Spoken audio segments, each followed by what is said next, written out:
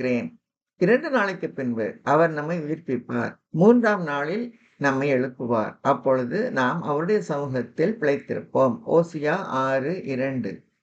நிறைவேறுதல். இயேசு அவளை நோக்கி, உன் சகோதரன் உயிர்த்தெழுந்திருப்பான் என்றார்.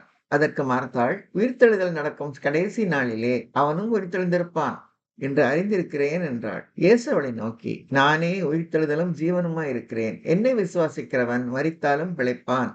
உயிரோடு இருந்து என்னை விசுவாசிக்கிறவன் எவனும் என்றென்றைக்கும் மறியாமலும் இருப்பான். இதை விசுவாசிக்கிறாயா என்றார். அதற்கு அவள், ஆம் ஆண்டவரே, நீர் உலகத்தில் வருகிறவரான தேவகுமாரனாகிய கிறிஸ்து என்று நான் விசுவாசிக்கிறேன் என்றாள். யோவான் 11:23-27 வரை.